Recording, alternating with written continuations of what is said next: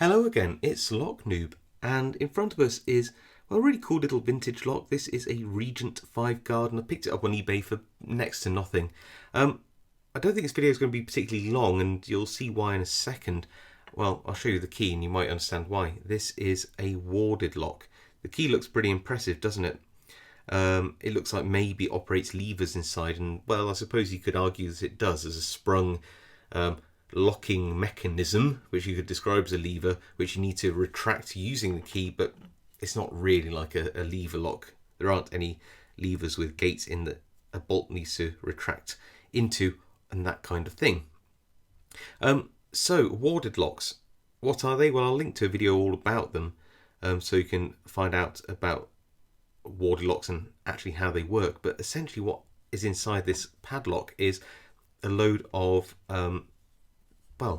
pieces of metal that cross-sect the inside of the lock, that correspond with the cutouts in the key.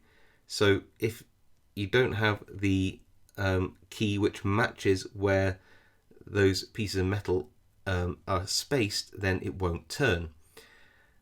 The thing is that there's usually only one place where you need to actually have the key interact with the locking mechanism, and that's often the tip, which means of course you can create a skeleton key by filing away all of the key apart from the tip, or indeed buying a set of warded lock skeleton keys like this and do the same.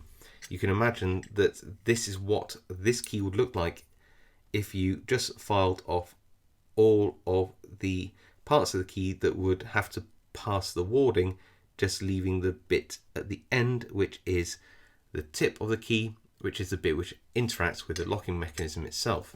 So let's watch with the key. Look what happens. There we go, and open. Nice and smooth. Clearly this is the right key. It passes through the warding on the inside. You can probably see, if I just turn that a little bit, you can probably just see down there.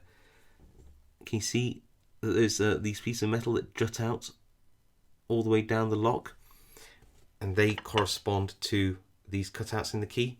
Now let's have a look what happens when you just use a skeleton key. We can bypass all those bits of metal, just go straight down to the end like that, and just like the normal key, opens it up.